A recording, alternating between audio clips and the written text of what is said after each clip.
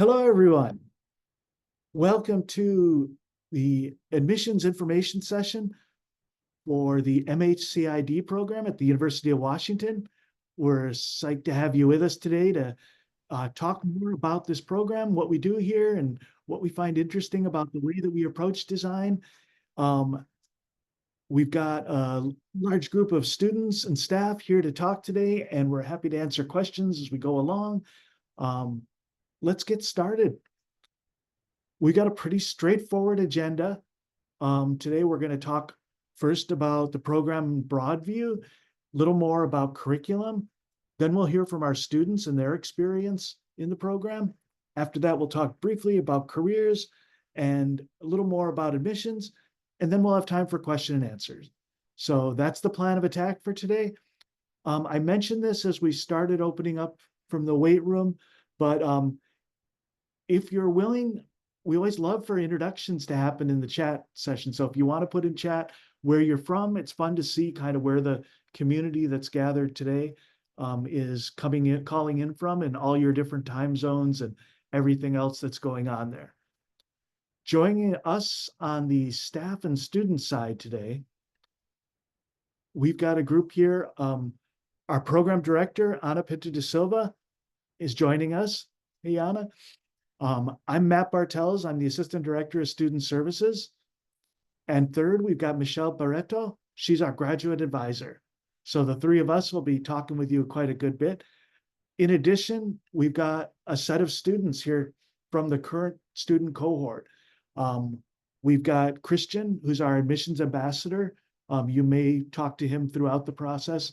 Along with him, joining us are Kaylee, Greg, and Ali. All four of these students will be talking about their experience, and they'll also be around in chat as well, in case you have questions on more on the student side of things. They could be awesome to answer those questions. So we'll hear more from them in a little bit. But to start with, I thought we'd go in and talk a little bit about the program, the program overview. To get us started, I wanted to introduce our director, Ana Pinto de Silva. And Ana, welcome in. Let's start this program. All right. Well, Matt, thank you so much for organizing this amazing call. And to everybody who's called in, we're just super excited that you're making time to be with us today. I know for some of you it is morning, for some of you it is evening. Just being on this call and being together as a beginning community is a very exciting thing for all of us. We spend a lot of time thinking about our future students and summoning you from points all over the globe to this wonderful program. So again, we're just really grateful to have you on the call. So as the screen says, MHCID prepares leaders who intentionally draw from and contribute to different disciplines to practice critical optimism and how human-computer interaction and design approach practice. So what does that mean in sort of grounded language? It means that we are a design technology leadership program that prepares people to create meaningful and impactful change in the careers that they have as they emerge from this program. We have an incredible program. We're in our 12th cohort this year. We will have 400 alumni as of the end of this year. It's been really amazing to see each of our alumni thrive and really develop fascinating careers in industry. We're at an incredibly important inflection point in the history of humans and technology. We're at a moment where technology really defines the arc of our lives almost every day, anywhere that we are in the world. And we have a tremendous responsibility as technologists to center our humanity, to understand the impact that the technologies that we put forward in the world have on each other, on our constituents, and on the environment. And we're really at a moment where we are being called to reimagine what the future of technology really looks like and means.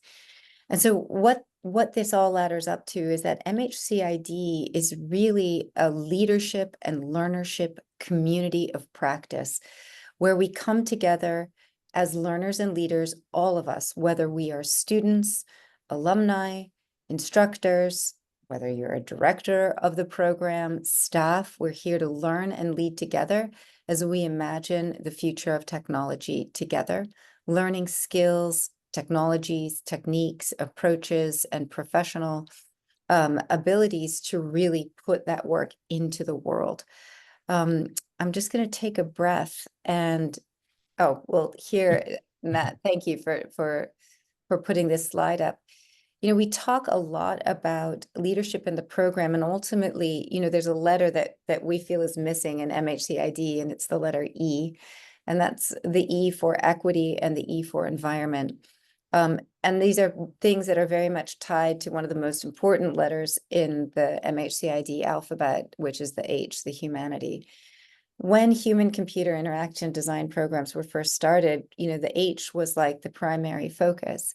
Now we understand much, much more deeply the impact that humans have through their technologies on the environment and the inequities that are created through those impacts. And so when we think about MHCID, we really have to center our responsibility as innovators and leaders to bring forward solutions that create a more equitable, joyous, and resilient world. So the program is an interdisciplinary program. It is a one-year master's program. One of the most powerful things about the program, in addition to its interdisciplinarity, is the cohort model. Not only do you have really brilliant students around you, but you have a cohort that come together and have an actual dedicated space or studio. So these are really important differentiators for our program. The other thing that's very, very important to the program and is really centrally differentiating not only from other master's programs at the University of Washington, but more broadly around the world, is what we call our DUB community. DUB stands for Design, Use, Build. And here at the University of Washington, that community is formally sponsored by 4 contributing departments: the School of Art, Art History and Design, the School of Computer Science and Engineering, Human-Centered Design and Engineering, which is part of the College of Engineering, and the iSchool.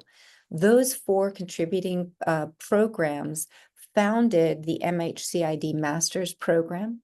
The MHCID Master's Program, in turn, funds DUB activities. The University of Washington is one of the premier R1 research universities in the world. Our practice of human-computer design and human-computer interaction and design community is one of the best and most robust and resilient, layered and fascinating communities in the world. And it's because of our intentionality in terms of bringing together the DUB community. We're known for this model across the country and around the world. So Matt, did you want to talk to the curriculum, or I'm happy to take that as well if you'd like. Awesome. I'll talk for a bit. Why not? Thank you. I'd love that. Build off of what you said there and break down a little more about what goes into the curriculum in a little more detail here. So Anna touched on some of these things. This is kind of at the broad level, what the program structure looks like in the year that you're here. So MHCID program, it's a one-year program. You start in September, you graduate the following August. It's a full-time program. Mostly courses and work is done daytime. So this is not a work compatible type program. You'll be very busy. It's a pretty intensive year of study, and that's the way we've designed it to be. We think that allows for focus on this, but that means it's not a program where you'll be keeping a full-time job and also taking this degree on the side. Cohort is about 40 to 45 students. The current cohort has 42 students in it.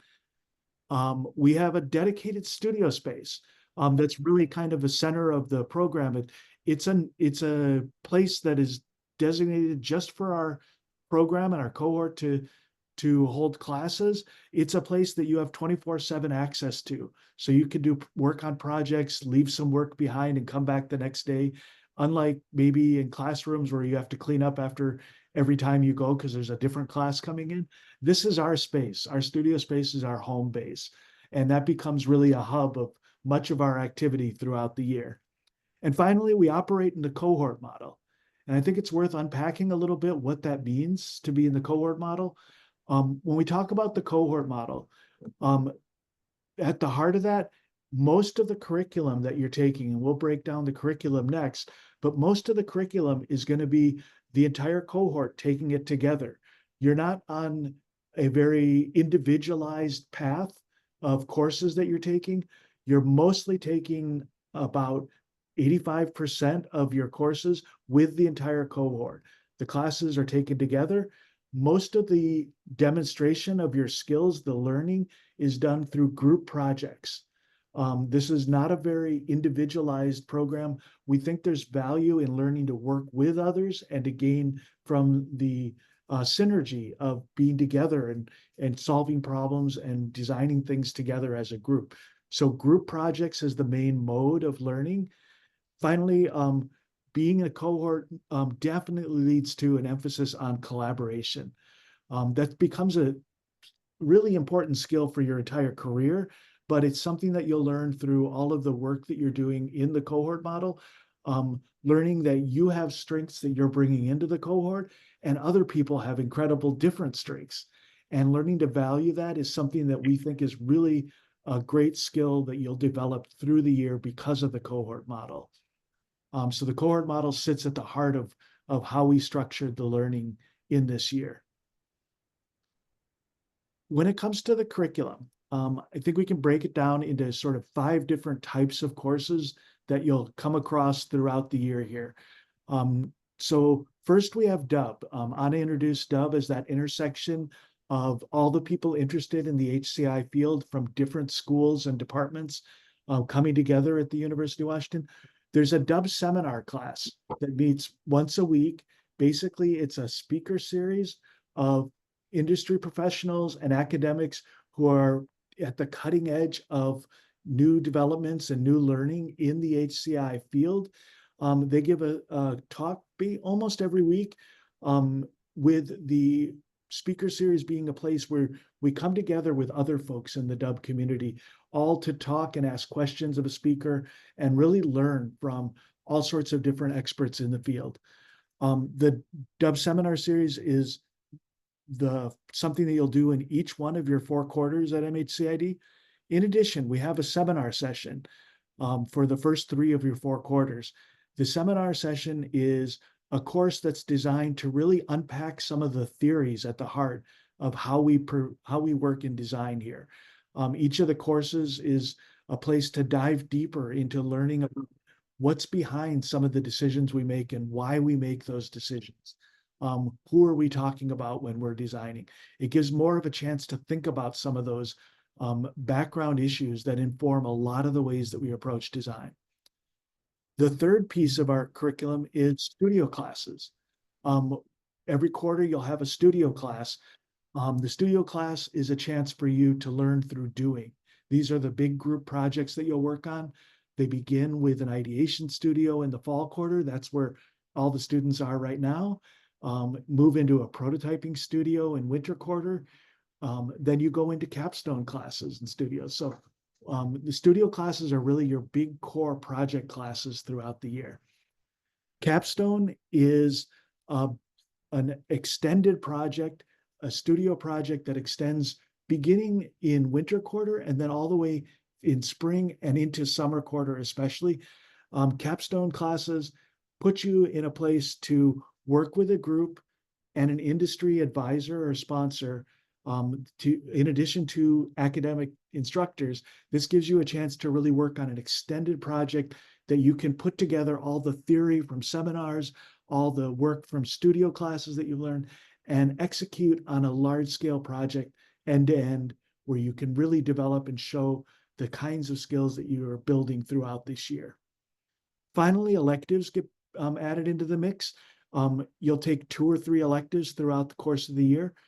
Those are offered outside of our studio most times. They're offered by our sponsoring departments for the most part. So this is giving you a chance to have courses with folks in other departments who are also interested in similar areas. It also gives you a chance to deepen some skills that you might want to specialize in, or maybe develop a skill that you came in without much strength in.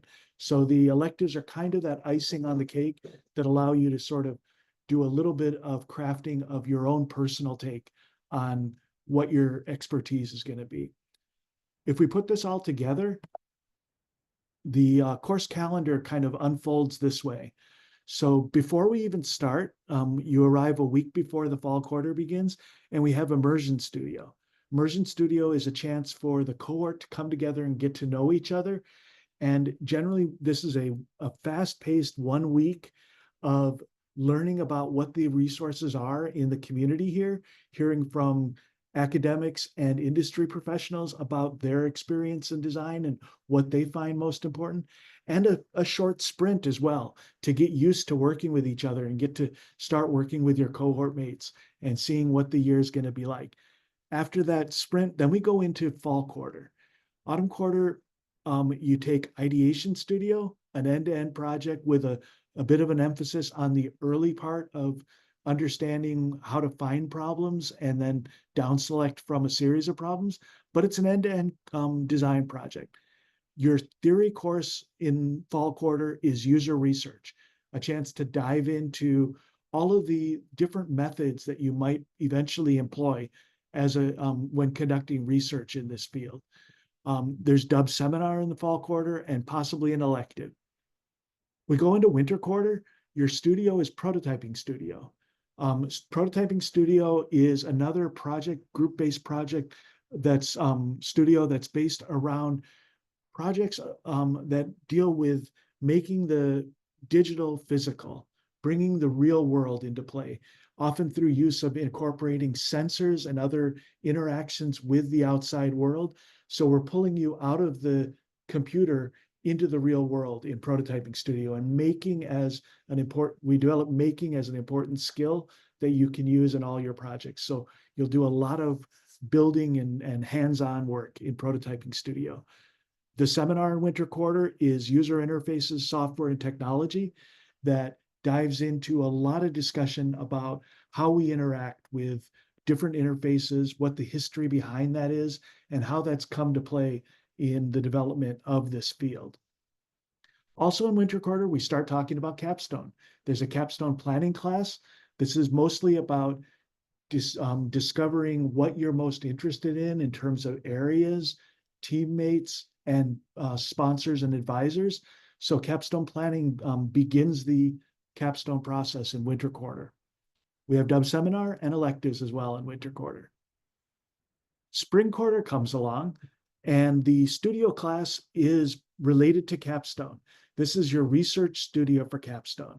So in this quarter, you'll be spending the time diving in to become area experts for whatever your topic of your capstone is, conducting the research that you need for your capstone project.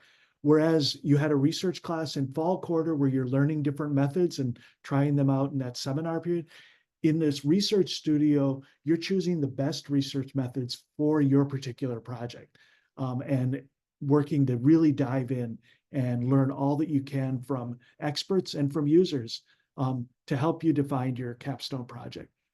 The spring seminar course is the design of interactive systems. In this course, you'll be kind of questioning a lot of the ways that we work in design, and asking questions about who we're designing for, who we're excluding, how we might keep that in mind as designers. So this is kind of the critical theory course of the series, where you're really asking those questions of why and who are we designing for. Summer quarter, the final quarter, is really dedicated to Capstone Studio. In summer quarter, you're going to dive in for capstone execution, working on producing your, defining your project, probably testing it, iterating on it, and refining it, getting ready to be able to show that summation of all that you've learned in this group project that comes through with a big showcase event come the end of summer quarter. With that, you graduate and you're done with the year here. So it's a fast-paced year.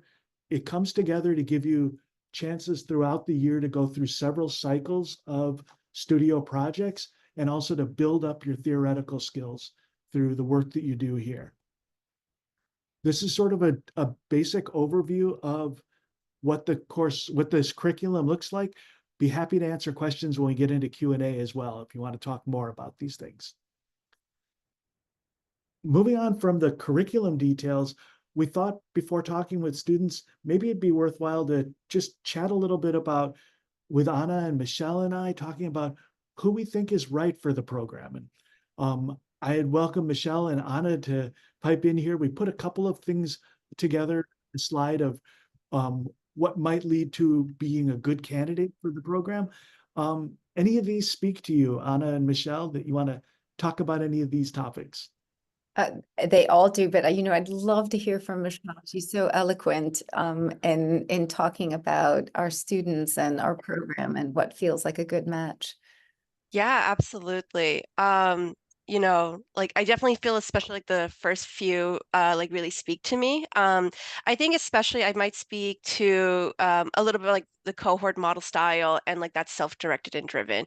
And I think they actually work in tandem, right? So I think the nature of a cohort program really does sort of ask that you are interested and like a community and like thinking collaboratively. And as we're thinking about like when you go into a professional setting, you are going to continue developing that skill. We often don't choose our coworkers. We often don't choose the environment which we might choose a job, but we don't really choose these other elements. So I think the cohort model really provides students that foundation. But I also think within that too, it's that balance of but also with being self-directed, many of our applicants and students end up really having very clear visions of what they want to do. Well, some do. Some are a little bit more open to the process. It really just depends on the student and their journey. But for those especially who have a very clear sense of direction, I do think it's a good balance in with the cohort where it just allows for like a moment of taking a step back and just like allowing the process to unfold, maybe pivoting and just being open and flexible. So I feel like they work actually really well in tandem, that sort of self-directed drive and passion for technology. But also I think the cohort model pushes people and makes them think through different lenses. It makes folks think through what it means to be on a team. And it may not be the exact project you thought you were going to go in working in, but oftentimes I think students come out feeling as though like, oh, wow, I learned a lot of things I didn't realize I didn't know. And I think that's like the beauty of a cohort model is that it oftentimes enlightens and like highlights things to folks that they may not have been aware that if you're doing solo work, yes, you have a very clear vision, but there are going to be things you may not even notice or learn because you don't have that opportunity for community. Mm-hmm. So I feel like someone who can appreciate that intersection. So yeah, to who is right for MHCID and who is, I think, willing to just like be flexible in that process, I think could be a really great fit for the program. It's awesome. Thanks, Michelle. Of course. Yeah, and I would just add to that wonderful description, people who really have a desire to have a long-term impact in the field, that you're not just looking for the next great gig, but you're really looking for a sustained and engaged career across the next 20, 30, 40, 50 years. And you're looking to develop the skills, the intellectual frameworks, the community and the relationships that are going to be really necessary for you to have impactful leadership careers, across the arc of the next couple of decades. Certainly the program has a track record of being a very, very helpful in helping people land the next great opportunity after the program. But the program is really so much more than that, and again, it goes back to leadership, back to learnership. And I think to Michelle's point, having a cohort of people who really embrace courageous criticality, are okay with failure, with being uncomfortable, with not being good at what you're doing. For the majority of your time with us, you are not going to be good at what you're doing here. And that's one of the strengths of the cohort model. We're all here together to be bad at what we do so that eventually we can become exceptional at what we do. And so just having that mindset, that learner mindset, I think is really, really important.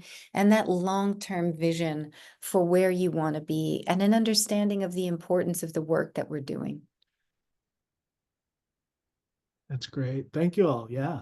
I think that does a great job of sort of getting at something beyond just sort of like the nuts and bolts of curriculum and thinking more about like what the cohort kind of looks like. And no better way to show this and to talk about this, I think it's time to bring in our students. Let me move in here. I wanted to share this slide briefly, and then we're going to turn off the slide deck and actually have humans available to be seen. But I'd like to welcome in our student panel now, Christian, Kaylee, Greg, and Ali. And I'm going to stop the slide deck sharing and let the four of you talk to people as real squares on the screen instead. Christian, why don't we start with you? Thank you, first off, all of you, for coming in and joining us. It's morning here in Seattle, so thank you for coming in early for this. Christian, could you start off by maybe introducing yourself, giving us a sense of a little bit of your background, and maybe what went across your mind? Why did you choose this program when you were making a decision? I'd love to hear a little about that. Absolutely. And Anna, Matt, Michelle, thanks for the first part of the presentation. It was super insightful and engaging, and also excited to be here with all of you guys today. I'm Christian. I'm from New York. I studied computer science and music in undergrad, and I worked in product at a bank for around 4 years after graduation. Why I chose this program is I felt like in my undergrad, I kind of stumbled around to product design and experience. And I'm very fortunate for choosing this program, particularly because of its design oriented curriculum and also pre-prescribed curriculum. I feel like there's a lot of logic and like a nice academic flow to the things we learn when we learn them. And I've really also appreciated the cohort model here and just like getting to know like the 40 folks that are in our group, and the ability to both like get really intimately grouped in projects together, as well as also like just sharing time outside in Seattle as well. So yeah, huge fan of this program, obviously, because I'm the admissions ambassador, but I will popcorn over to Kaylee to do the same little intro for herself. Hi, thank you for having me, and yes, great talk so far. So my name is Kaylee, and I started off as a fine art major for a year, and then I switched schools and majors, and I attended Cornish College of the Arts for the remainder of my undergrad. That's a local art school to Seattle, if you don't know. But through that experience, I discovered user experience. I took a class in it, got really interested, but then I couldn't have that be my major.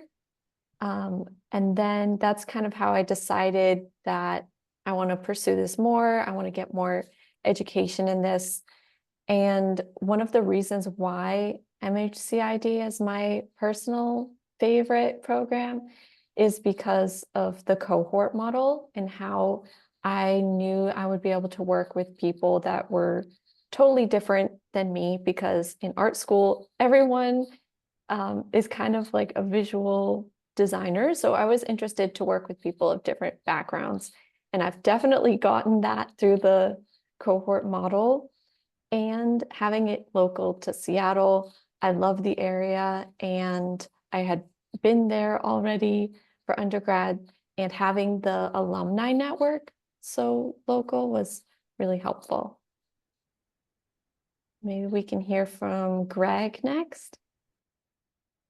Yeah, sure. Good morning, everyone from Seattle. It's great to be here. My background, actually, my undergrad was classical studies, so not at all related to technology. I was fascinated with old, ancient things. And out of college, started working in healthcare and healthcare tech on the business side of things. And after a couple of years, I've been in the workforce for a little over 8 years now. Sort of always thought of products as sort of like a black box, like engineers build stuff, that's cool. And I go out and sell and do the negotiations of stuff. And working at a startup, got introduced to actually what does it look like to create an idea from nothing and build it. Totally fell in love with it. That's how I got transitioned into UX research and design. Made a big career change into UX research, kind of learning stuff on my own, which kind of brings me to MHCID. I picked this program. There are a lot of fantastic programs out there, but this one in particular really stood out to me, as others have mentioned. The cohort model is fantastic. I mean, even our student panel is actually a great representation of how diverse the cohort model can be and how much you can learn from people. My specialty is really more in research, and that's where I have an interest, but learning from like Kaylee and Ollie, Christian is really fascinating and really informative. And I think it accelerates your ability to learn very quickly. And then some of the things that were also mentioned, MHCID and just Washington as sort of an R1 institution was huge. And the faculty and the staff that you have access to via electives at the Dub seminar really spoke to me as something that was quite unique and a terrific opportunity to be a part of. So the core curriculum is fantastic, but you also have opportunities to knock on so many different doors that I feel like is much harder to have access to in other programs. So this really, really spoke to me. Yeah. Oh, and where I'm from, originally from Los Angeles, but I've been in the Seattle area for a while now. I'll popcorn it over to Ollie. Cool.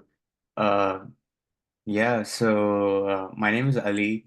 I'm originally from Karachi, Pakistan, and I totally empathize with Sam in the chat who's saying it's 1 a.m. in Taiwan. I was the same. I was in a similar situation a year ago, attending these sessions in the middle of the night, super excited to join. But I mean, here I am now, sitting on the other side, and it feels really awesome. So a little bit about myself. I studied electrical engineering in my undergrad, and I was coming from a science background, and it just made sense to do engineering, even though I didn't enjoy it as much as I would have liked to. And towards the end of my degree, I got an opportunity to go to Stanford for a summer. So those 8 weeks were really transformational. I was introduced to design. I was in the D school for a lot of time. So yeah, I was introduced to design, UX, product design, just being in Silicon Valley. That was awesome. And then when I went back home, I finished up my degree, and my capstone project was also pretty interdisciplinary because when my capstone advisor actually asked me, "What are you passionate about?" I was like, "Not electrical engineering." So then he was like, "What else?" So I said, "Theater." So I ended up making a smart, immersive art installation for my capstone project, which was very different from all the other electrical engineers in my program. So that also helped me get into design a little more. And then after graduation, I worked at a design agency during COVID and launched like an X-ray at home service. And then I went on to, similar to Christian, I worked at a bank for 3 years. I mean, pros and cons about working at a bank, but the environment was very different from a bank. We were in a digital lab kind of situation, very similar to like this cohort model, I would say. But yeah, it's been a journey, and yeah, great to be here, and I'd love to answer questions. Awesome. Thank you all for the introductions. Ali, you kind of led me to my next question, talking about your capstone project from undergrad. I'd be curious to hear from all of y'all or any of y'all, what projects are you working on this quarter? We're a little past halfway through fall quarter. You've got 2 or 3 big classes going on. What topics, like, what are you doing for projects? I'm curious. Any one of you can start. So whoever would like to jump in. I can jump in because I'm really excited about the things that I've been working on. So for my projects for user research, we're looking at Lime scooters and parking in Seattle because if you've never been here, the parking is insane. And we're just trying to figure out why the parking is so crazy and how we can fix that. And then for ideation, we're working with retirement home residents and how we can improve their visits with family members. And for that project, because that's ideation, we're challenged to do more than just an app. So we're doing this whole like speculative project that's really pushing my boundaries because I've never really done a project like that. So they're really working with us on how we can showcase this design, even though we don't have the technology to do so yet. So that's really exciting. So Yeah, I can go next. I think one of the projects that I'm really excited about is from an elective. I'm taking a class. It's really focusing on behavioral design as well as tactile and sort of more tangible interfaces, which is very new to me coming from more of a digital space. But we're looking at how can we sort of enhance empathy and kindness throughout the UW campus and creating sort of like an installation experience that can help people sort of like build self-compassion, take a moment to think about how to better take care of themselves, and then how can you impart that sort of at taking care of yourself to improve sort of the macro community. We're still in the early stages of doing our research, and we're like wrapping up designing a probe right now, and sort of like a little take-home activity, but that's been really fun. And then the other project that I'm excited for in our ideation class, as Kaylee mentioned, they're really pushing us to come up with some big ideas. And the group that I'm a part of is kind of challenged to come up with multi-generational experiences within cars. And that was sort of the idea that we landed on. And so right now, one of the ideas that we're sort of pursuing is, if your kids, if you've ever like breathed on the glass of your car and drawn or something like that on the windows, we're looking at how can we create interactions on smart glass in vehicles to like tell stories and enhance sort of the facilitation of bonding and nostalgia on road trips. So that's just kind of like two things that we're working on that I'm pretty excited for.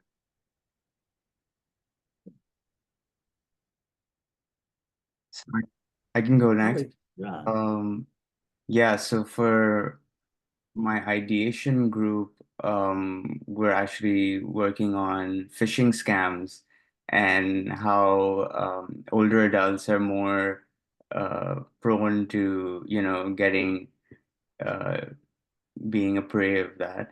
And so that's a super interesting thing that we're working on. And then in the user research class, we're actually looking at how tourists tend to interact with local experiences while they are traveling and, finding new and niche places to explore while they're traveling. So yeah, these are the two areas where we're exploring. And as you can see, like all of our projects and everyone has like a whole range of things that we're working on. So yeah, that's the power of MHCID, just the diversity and the differences that we have.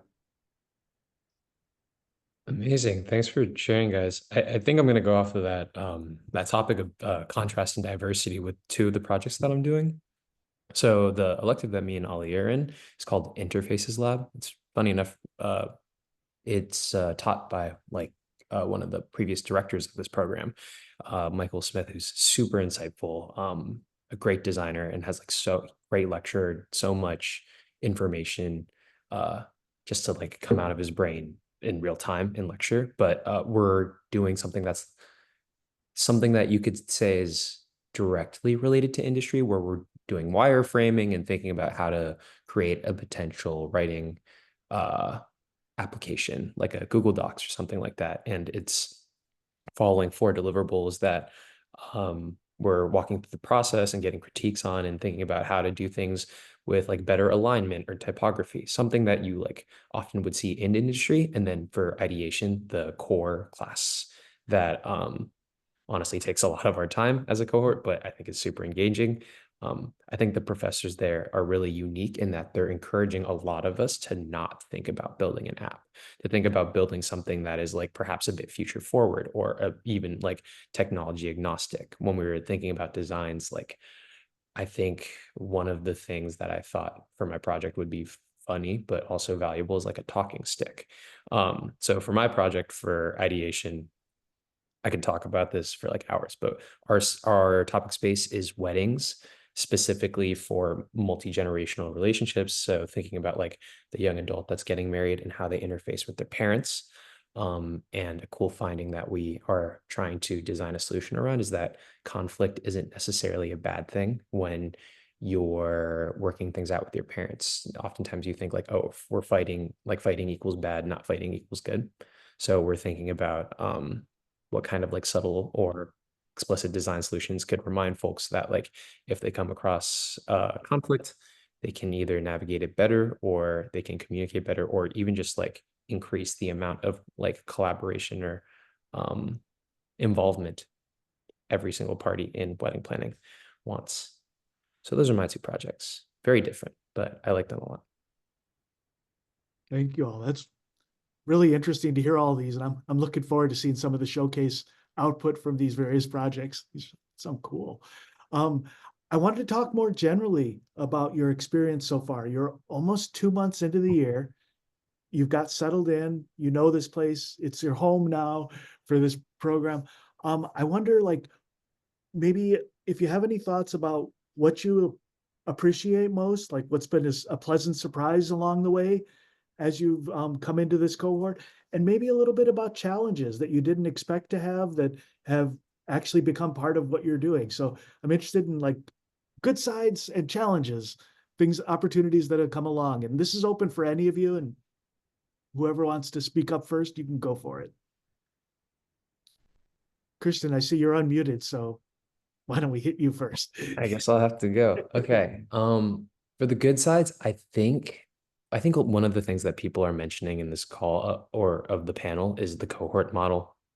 I know that certain terms will get thrown around a lot, like dub seminar and cohort model, and things that you may not fully understand as you're going through the application process. But I remember looking at different programs, ones that didn't. I think this was the only one, honestly, that I was considering with a cohort model compared to the others. And I think it is very much crucial to my learning in this program, like meeting with folks, even just organically, like while hanging out in the studio and learning about other people's projects. I think I can like with certainty tell like who's on what ideation project and how like excited I am for them to keep going. Like yeah, for I remember Ricardo and Bella's group, like I had like an organic thought about like something they could share or something they could incorporate from like the Legend of Zelda games that like I felt was really intuitive for their design solution. So I like followed up with them afterwards. I think that is a real surprise because I think I went to a small undergrad school. I know what it's like to be in like a small like computer science senior seminar, but I feel like this is even more intimate and even more valuable. As for challenges, obviously graduate school is going to be not only the application process, but also like completing the work and doing a great job is going to be a challenge. I think one thing that I could do a better job at is not focusing on grades.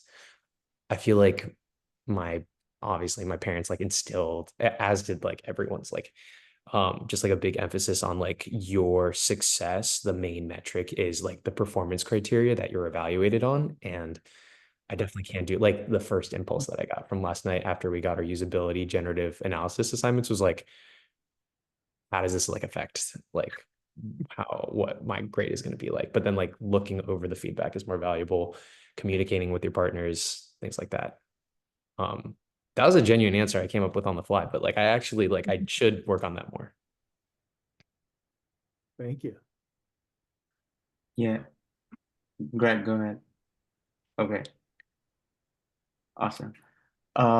Yeah, so I could talk about a little bit of like the moving here and getting settled in aspects. So since I just mentioned before, I'm moving, like I'm coming from halfway across the world, so just adjusting to everything from like the cold weather, the rain. Um, I honestly like walking is also new to me. I mean, back home, as in walking is not so accessible, so we just don't get a chance to do that. But yeah, we got a lot of uphill, downhill roads. So just everyone tells you about how rainy Seattle is. It is rainy, but a lot of people don't mention about the uphill, downhill roads. I mean, considering you want to get a cycle or a scooter or you want to walk, so that's something to consider. Yeah, like just moving to a new city, figuring out where to eat, where to shop, what to wear. All those things are I mean, at least for me, since this is my first time living on my own, since I did my undergrad back home. So yeah, these are things to consider besides all the work that you have to do and the readings, and readings is also one big part of it. So I feel like it's important to do them because that's where you can, like learn something outside of the classroom that you might um, enjoy or learn from. So yeah, those are a few things. Um, it it might get a little unsafe over here, so just saying that, you gotta be a little extra careful, be a little more responsible of your things. I'm not responsible now. I'm learning how to take care of my things and be just yeah, a lot of real things going on now. So Yeah, I think for me, the thing that I am sort of the most surprised is how much I'm enjoying school. I thought like grad school, 1 year program, oh my gosh, it's going to be so stressful. You're going to spend so much time working. You're not going to have a lot of free time. A lot of that's true, but I'm really enjoying the process. I've really been surprised by the relationships that you form because of, again, this cohort model. You do spend so much time with people, but like from day one, Ollie was very, very engaged in meeting people, saying hi, Christian, Kaylee as well. Like I feel like very quickly people were invested in being open to one another. And I think that's a really great thing if you do if you do get in, you decide to join the next cohort, to just really bring your genuine self. And I think everyone's really done that. And that's created an environment where I kind of feel like I'm just hanging out with friends. And I'm really excited to like be forming relationships with people, hanging out outside of class, or like going to the studio early in the morning and wondering like, am I going to get there before Christian, or is Christian going to beat me there? And he usually beats me. So I'm like, dang it, do I got to like get there earlier?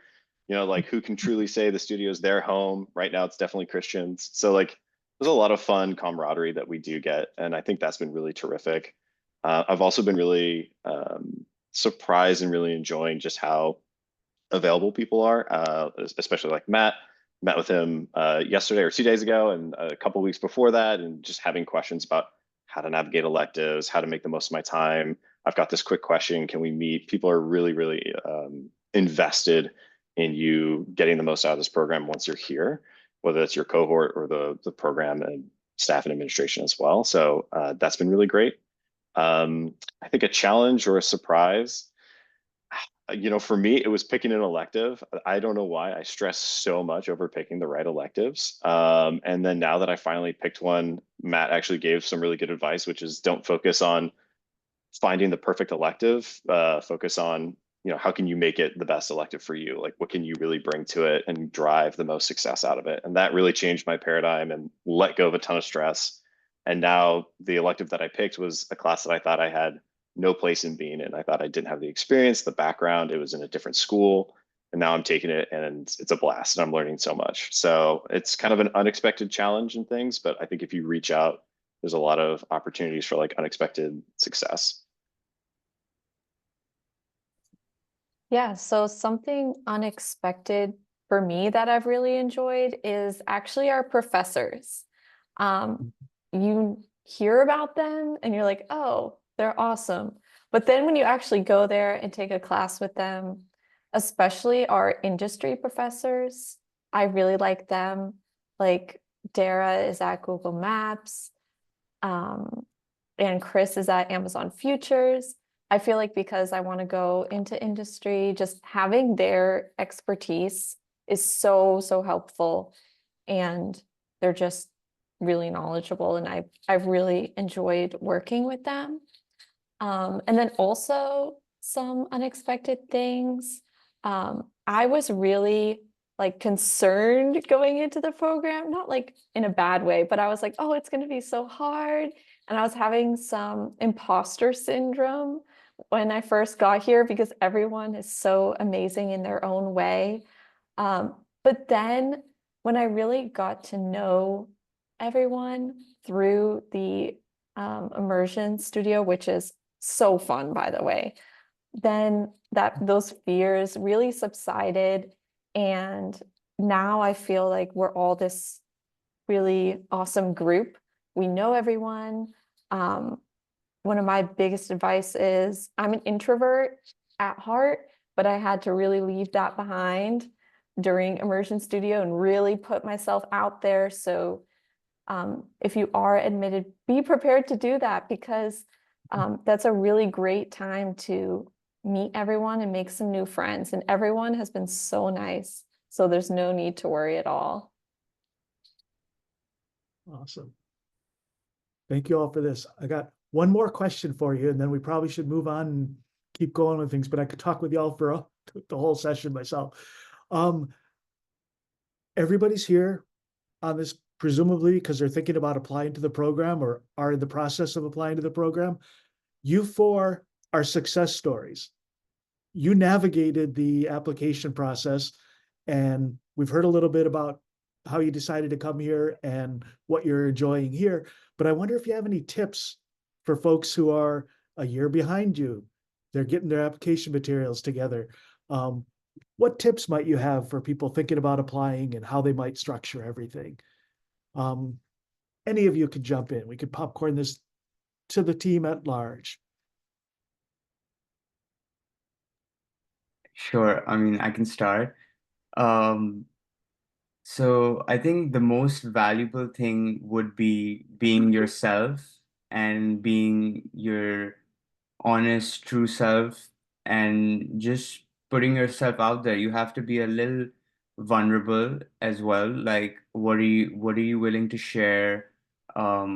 It's definitely about telling a story. So I think on the website, there's also like a whole like the prompt actually tells you how to answer the question. So I think the statement of purpose that you have to write, the description actually tells you what you should say. So if you follow that, it helps you actually tell your story pretty well. And yeah, just be honest, be genuine, and share something that could possibly set you apart from the rest of the guys. Yeah. Thank you. I have something to add to that.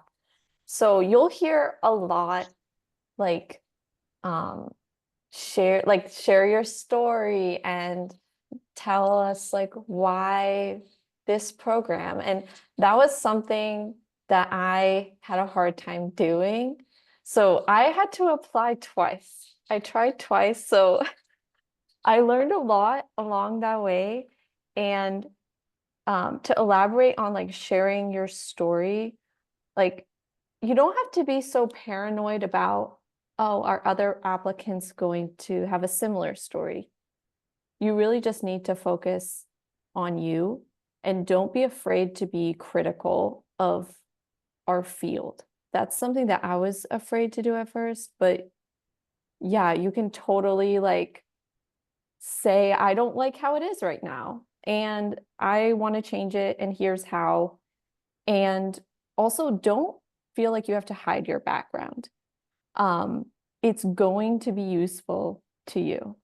A lot of us changed backgrounds, and we might want to hide what it used to be, but don't, like, it's totally fine. You can talk about it.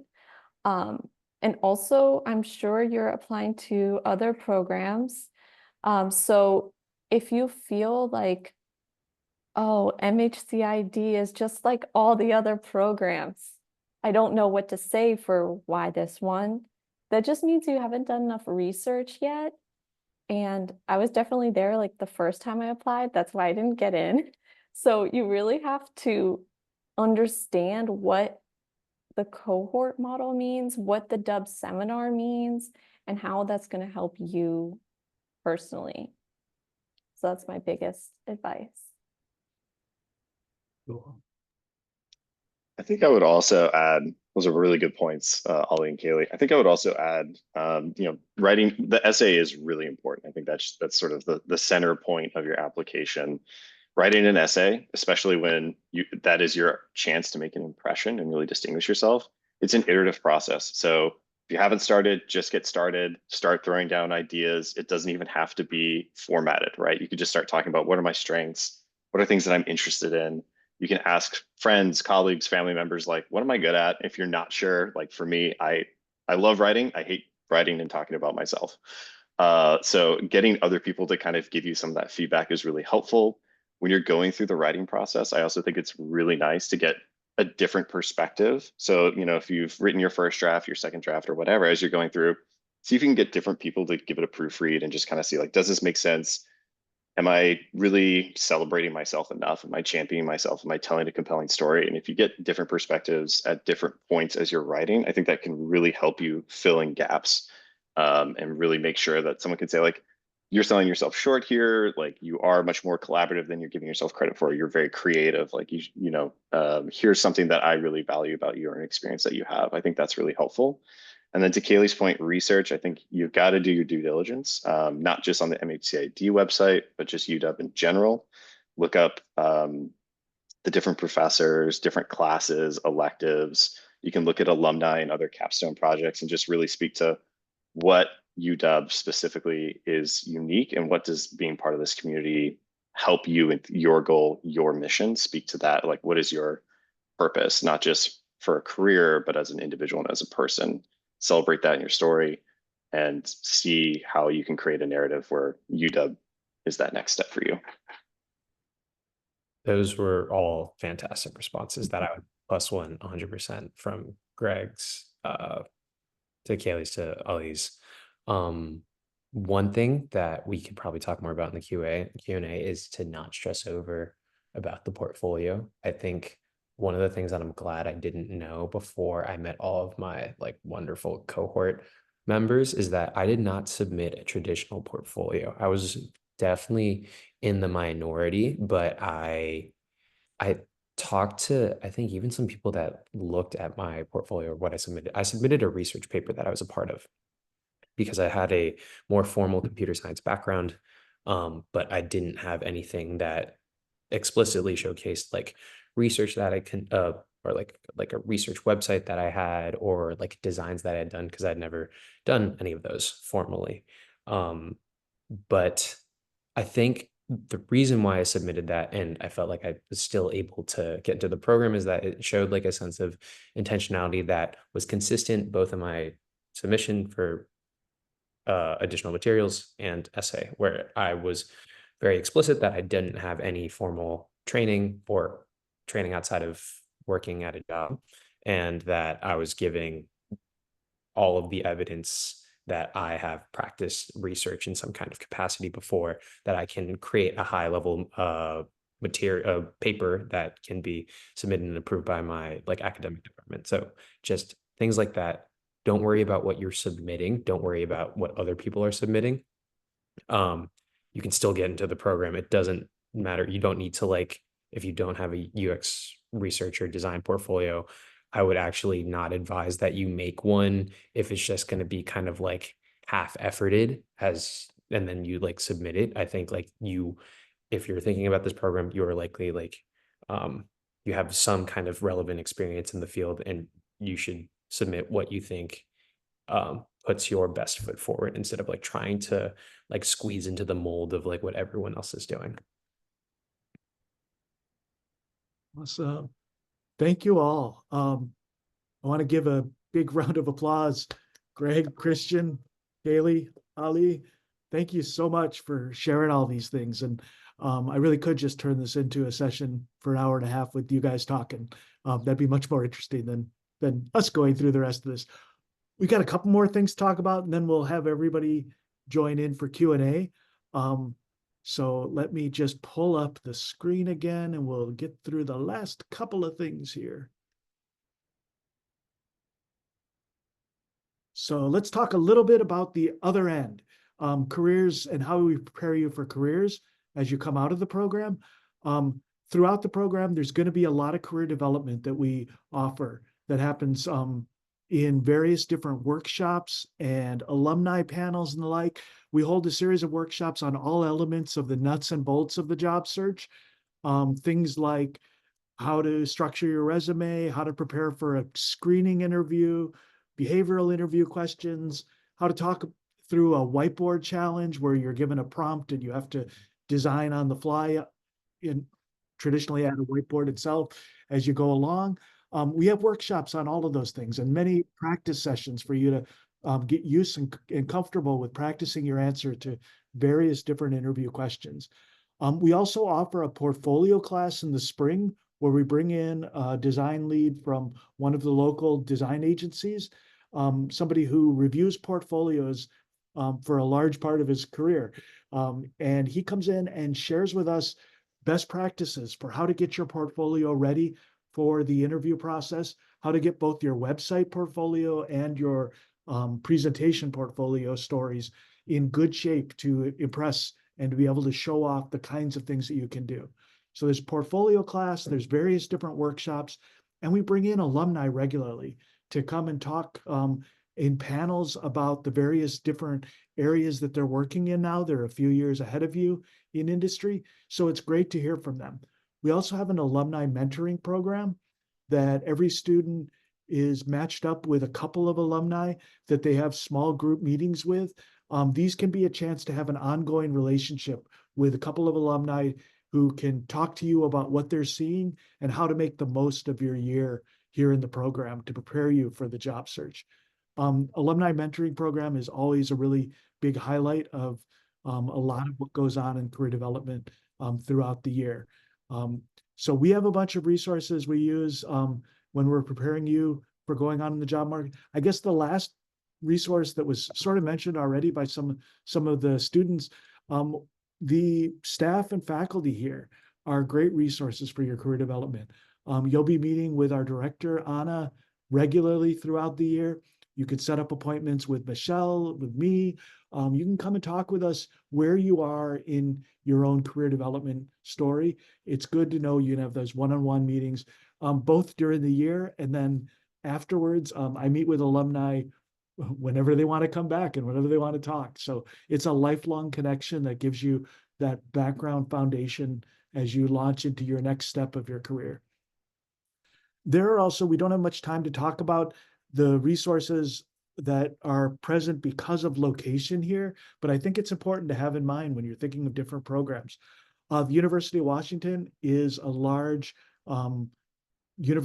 state university that has all sorts of resources at it that you could take advantage of, not just our Dub community, though that's the heart of where we live. These other people focused on HCI in academic disciplines throughout the university, but there's also other resources throughout University of Washington. And Seattle itself is a great place to be a designer and a researcher in this field. There's large tech companies here, everybody from Microsoft, Google, Amazon, Meta, they all have large presences in the city. There's also beyond that, a lot of smaller companies, mid-size and startup, that are focused on the technology sphere and that create an environment where there are people around practicing this field that you're getting into, that make it relatively easy to come and make those connections and start talking to people in the field and ask them what you should be focused on throughout the year. So being in Seattle is a big benefit of being in this program. I wanted to just briefly touch a little bit on some of our career resources or some of our career outcomes. We could talk more about it in Q&A if you want to, but generally looking at where alumni go, about 2/3 of our alumni have a title that's something with the word designer in it. UX designer, IX designer, product designer, or just designer. That's the majority of the job titles that you see coming out of this program. A lot of them become senior designers, principal designers, lead designers, those types of things. But that's about 2/3 of our alumni. Another 10% are in user research, come out of the program and stay in the profession of user research. Another large portion, another 10 or 11%, are in more leadership or management type positions. And then there's a group, 14%, that are kind of running into different directions. But I'd say the majority by far are people taking up designer roles coming out of this program. When it comes to the hiring speed, how quickly you can expect to get a position after you finish this year, our traditional metrics have us with about 2/3 of our alum getting full-time jobs within 3 months of graduation. After 6 months of graduation, we're up to about 90% of the alumni having full-time jobs out of the program. We had a downturn in the field in the last couple of years where there was a lot of layoffs going on, a lot of slowdown into hiring. That affected our alumni as students as they graduated. So for the most recent cohort that we've got full statistics on, we're looking at the group that graduated in 2023. After 3 months, instead of 2/3 employed, we had about 40% employed. So it was a noticeable slowdown in hiring. The 4 to 6 month level, we were up to about 60% employed at that point. So that's slower than our traditional average. We seem to be rebounding now, but we're still not up at that speed that we were for several years when hiring was a lot more rapid. Still pretty good hiring statistics when you come out of this program. And there's a lot of demand for the types of skills and the deep thinking that you're able to provide once you've finished a program like this. We can talk more about those things if you have other questions, but wanted to move forward and now turn it over to Michelle to talk a little bit about the nuts and bolts of the admissions, its process itself. So Michelle. Absolutely. Thank you, Matt. Yeah, so just a quick overview of your application materials. So initially, there's going to be an application fee as part of the application that you submit, which is going to be about $90 USD. We request an unofficial transcript that shows a 3.0 GPA from a 4-year accredited institution. For those of you who, well, actually, I'll wait for that here in a second for the 3-year, but it is a 4-year accredited institution with a 3.0 GPA. We do ask for 3 letters of recommendation as well.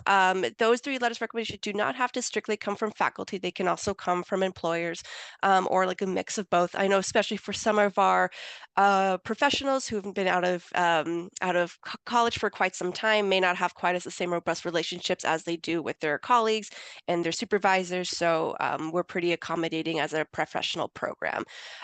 We do also request a resume or CV. No preference to which one. This is just simply based on, we know that CV and resume is preferred depending of your previous industry experience. So it's just more about showing a document that reflects your professional background.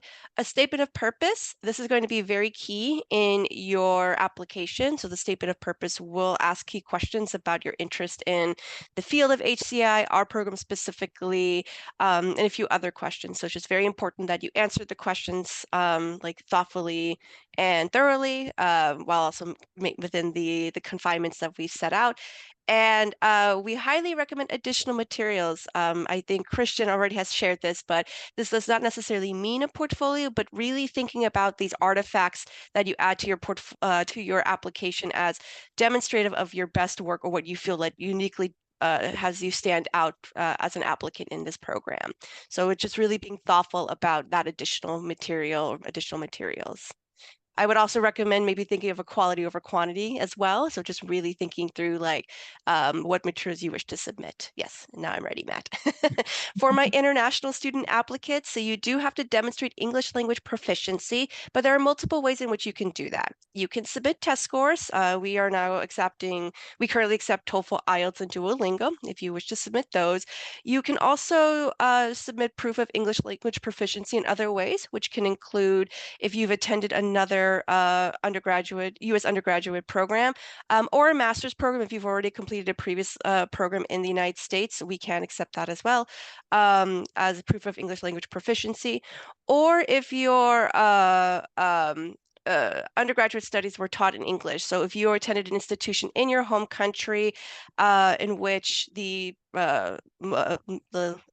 mode of teaching was English, as long as we have an attestation providing evidence of that, we'll be able to accept that. And then one other thing too, if you are from a primarily English-speaking country as well, that would be accepted as well. And the graduate school website provides a little bit more context as to which countries we would be able to accept that as well.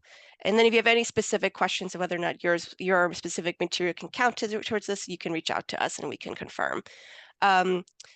And then let's see, for graduate, you have to graduate from a 4-year accredited program. So it is important that especially if you attended a 3-year program, and that does not mean completion in 3 years, but if you are a 4-year degree, but truly a 3-year program, that you do need to provide some additional evidence depending, mostly like depending from your home country.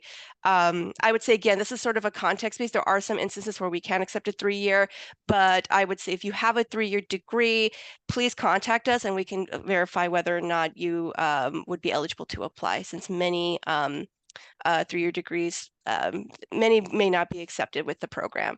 And then for GPAs, we do convert them in-house, and so you do not need to submit through WES. Yeah, so just make sure to submit the unofficial transcript, and it needs to be translated.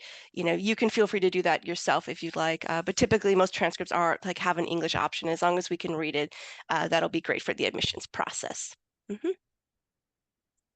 Great. And a little bit about cost and finances. As a reminder, we are a fee-based program, so it does mean that the cost of attendance for both local students, domestic students, and international will all be the same. It's going to be on our website, but it is estimated to be around $60,000 in tuition. I would also anticipate an additional $20,000 to $30,000 in living expenses. Seattle is an expensive city, so just keep that in mind as you're planning. Most students are going to be using loans to pay for their time in the program. And while there is employment, it is limited student employment. And so I would not anticipate this covering the costs of your tuition and your living expenses. It just might be like a small supplemental thing you can add.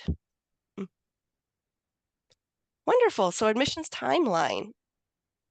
Right. So the application deadline is January 15th. So this is when application materials need to be submitted, including letters of recommendation. So if you are reaching out to the folks who will be recommending you, please make sure to do that prior to January 15th to have everything submitted by January 15th. We do not prioritize, though, submitting earlier than January 15th, though. So as long as it's in by the 15th, you're good to go.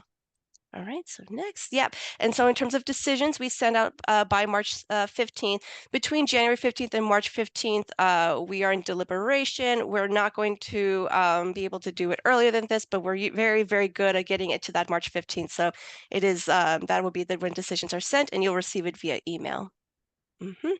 And then April 15th is going to be the decision deadline. So you'll have about a month to decide whether or not you want to join our program. I know many of you are also applying to other programs. So this is your time to deliberate, decide what's the best program for you. And we'll be also offering opportunities to come visit campus and such, along with, I know, many of the other programs. So this is really your time, if you're accepted, to deliberate about which program is the best fit for you. Wonderful. And that's all I have for the admissions piece. I did see some questions coming in, but I knew we're going into Q&A. Well, thank you much, Michelle. And this is the Q&A portion of the session. So I think what I like to do now is just preemptively say thank you to all of our presenters in this group. And I'm going to take down the slide share and we can talk to questions in chat. And if you want to raise your hand, if you have questions, we can answer those questions. And all of us are available to answer whatever's on your mind. I see, Maddie, your hand is up. That's the first one I saw, so we'll start with you. Perfect. Yeah, so my question, I guess, is just around emerging technologies and AI. And I know you mentioned that we're sort of at an important inflection point right now with all these emerging technologies and determining what their relationship with humans is supposed to look like. And I'm sure that while we're at the program, you teach us a lot, and I'm sure through the Dub series, we keep up with all the things that are changing. But how do you prepare students to keep up with the emerging technologies, I guess, post-graduation? So to not just learn them in the program, but be able to keep up. Golly, I love that question. Thank you so, so much. You know, honestly, this is a program that's really predicated on learning how to learn. Okay. There are always going to be disruptive technologies that come, right? And they're going to upend everything. You are going to, in your lives, devote yourselves for years to learning a particular set of technologies, to building your careers on the knowledge that you've gained around these technologies, this mastery. And the minute you feel secure in that, some other thing comes along and rewrites everything.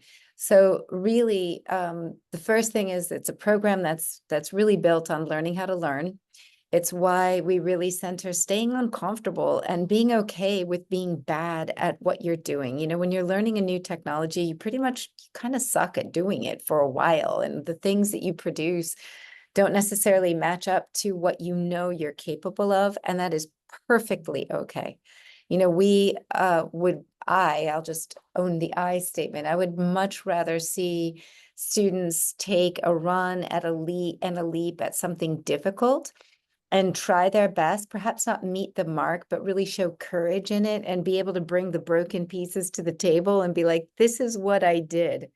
And this is why this collision happened. And this is what I learned, rather than putting something forward super perfect, but there was no real growth there, right? So that's one thing. And then you asked another question that I think is really important, which is how do you keep up after graduation? And the short answer to that is you don't. There is, in fact, no way, no one in the world, no matter who they are, they could be Satya Nadella or, you know, anybody else, you cannot keep up. It's moving so quickly. We're literally living lives at the speed of computation. It's not human anymore. And so you cannot keep up. And so again, not only do we have to learn how to learn, we also need to learn how to create healthy boundaries, right? And again, be uncomfortable not knowing, and make sure that you're fueling yourself and your family and your community, because this is a long journey. It's more of a marathon than a sprint. And because you'll never be able to always catch up, you have to learn how to discern, what do you need to know? And how do you create a community, a very smart community around you that you collectively know together? So I hope that makes some sense. And I just really want to thank you, because that's a fantastic question. Thank you. Yeah, thank you. That was an awesome answer as well. Phew.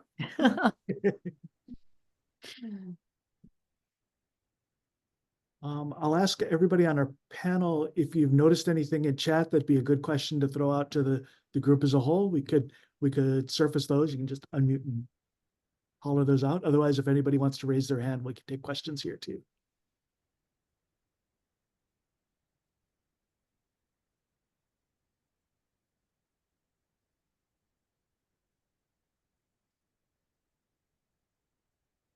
Let's see. Oh, there's a great question about work in the chat from Kim. Part-time and full-time work. Is it okay if I take Yeah, that absolutely. and kick it off?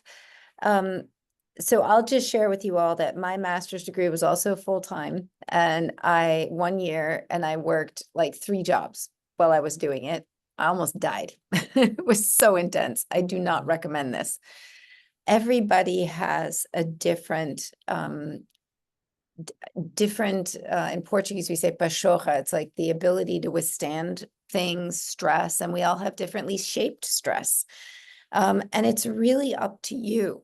to define what you can handle.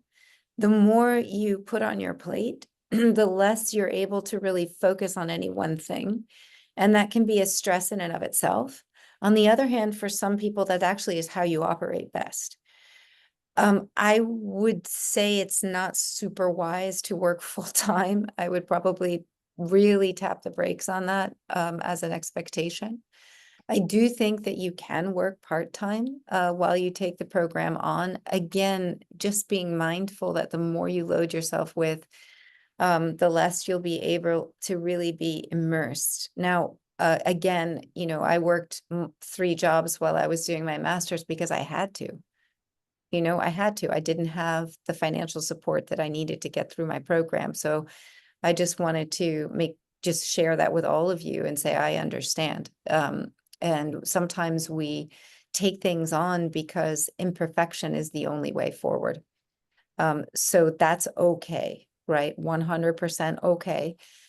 Just try to be really thoughtful about the responsibilities you take on so that you can be sure to not only meet those responsibilities, but survive the process. I just remember getting on the plane, going home after my master's degree, and I was just wrecked. And I do not want that for any of you. I want you guys to feel, you know, really whole and excited and healthy. Yeah, I guess I'd throw in, agreeing with all that Anna said, one thing that when sometimes people misunderstand when they look at the number of hours of class time that you have, and they think, well, my schedule is really open before you get into it. With this program being really based around a lot of group projects and a lot of project work, the number of hours you're spending in the classroom is only the tip of the iceberg. Like, so much of what you're going to get out of what you're doing here involves being available to be with your teams for projects and to really dive in and process the things that you're doing in the classroom. And because of that, it may not look like a lot of hours of classroom time, but you'll be really busy with keeping up with the work. Different people have different capacities, and definitely people have managed with some part-time work while they've been in the program. Full-time work, I find it really hard to imagine being available for your teams to not just be good for yourself, but to be good for your teammates and to get the most out of this. So I would not recommend that at all, but maybe a little bit of part-time work is possible. It's an intense year though, and you're putting a lot of money into the year. You don't want to get to the end and say, boy, I missed out on a lot of the learning that I could have done because I kept hopping off to classes and the like. There are work compatible master's programs in this field. If that's what you need to do, that might be a choice not to go in this direction, I think. Let's see. Other questions? Anybody seen one that they really want to get up here? Yeah, so I saw a few questions that aren't answered yet. So I'd like you, I mean, I'm in no position to answer them, so I'd like you guys to check, I mean, Awesome. Go for it. Yeah. answer them. So one is about the portfolio. So because I actually did have a portfolio, Christian was coming from a computer science background, so he had a different experience creating a portfolio. So could you just give some advice about like an overarching perspective about the portfolio, what it should be like? And then the second question I noticed was how accessible are networking events at UW and in Seattle? So it's only been 2 months for us. There have been a few networking events that some of us went to, but yeah, you guys should Awesome. tackle these. I'll take a first stab and then we can all pile on and keep talking about it. So the portfolio question. So first and foremost, our technical name for this, and this is why we use this name, is supplemental materials.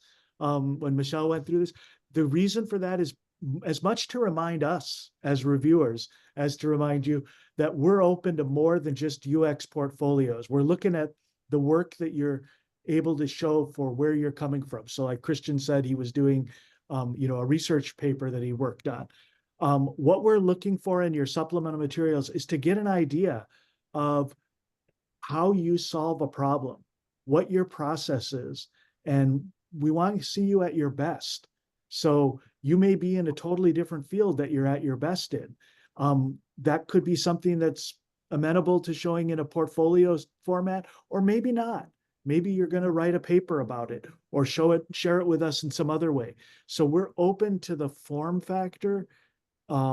Technically, the piece that you'll submit to us is we just want you to send us a page that gives us a link to somewhere online where we can read your materials. So you're pointing us in the direction of wherever it is, whether it's a portfolio or something else or a semi-portfolio. We want to hear about the process that you engaged in. What were the constraints that you faced, and how did you come up with the solution in that area? You'll want to think about the users, the readers, the reviewers when you're putting this together. We're not going to be spending hours reviewing your portfolio or whatever supplemental materials you have. So think about like how you can deliver that information in a way that a reviewer can get value out of it rapidly. That might be in the form of executive summary with the ability to read more in a paper. It might be thinking about the way that you structure the number of projects you're showing if you're doing a portfolio. You're not going to expect a reviewer to look at a half a dozen different projects. They're probably going to see the first couple of them, and then maybe from there skim at best. So you want to think about that limited number of minutes that you're going to have in front of the reviewers and design accordingly for showing off your best strengths. And we don't need you to prove that you're a UX design expert. You're coming here to learn those skills. So if that's your strength, sure, show that. But if that's not your strength, don't fake it on your UX design skills. Show us something that you are strong in. Anna, Michelle, students, anybody else want to pitch in? Anna. Yeah, I'd like to. I spend a lot of time looking at your portfolios, and they are important to me. They are categorized as supplemental materials. And I wanted to build off of something that Ali said, which is that you really want to be telling us a story about who you are. And I want to share with you guys an observation that I've had looking at countless portfobalios over the years, is that at the moment, they tend to start looking all alike. And I've talked about this with other people who have worked in industry for a very long time. And I think part of this is that we look at other people's portfolios and we think that we need to look like other people's portfolios. And so basically you get a norm and then the bar goes down. I do not want that to happen to any of you. What I'd like is for you to look at what's happening and elevate the bar by showing us who you are and by telling us an original story and by being insightful and courageous in everything that you show us. So that's what, as I look through people's personal statements and I look through the portfolios, the letters of recommendation, what we're looking for is really a sense of who you are as a person. What is your leadership? How have you grown? What are the challenges that you've set for yourself? What are you looking for this program to help you achieve in your life? Not just the next job, but really the kind of impact that you see yourself being able to achieve as leaders in the industry. This is a truly transformative opportunity to be part of this, to be part of the program. We have 1,000 applicants and we can only say yes 40 times. So as you're putting your materials together, help us understand who you are and have the courage to share that. Those are the stories that really elevate to the next level. And by the way, it's not about being perfect at all. It's really about being genuine. So, there was another, Ali mentioned a question about accessibility. I'm mindful of our time as we've gone over time a little bit. Are events accessible on campus? I can't speak to all events, so that's an issue for sure, that you'll want to pay attention to. And we strive to make things as accessible as possible within our program for sure, but I wouldn't say 100% of everything presented on campus is definitely accessible. That's an issue that we're always working with and we're always should be aware of. So it's a good question to ask. I think Has anybody noticed any big questions or this is the last chance, I think. We'll do a last chance for questions, and then I think we need to wrap this up.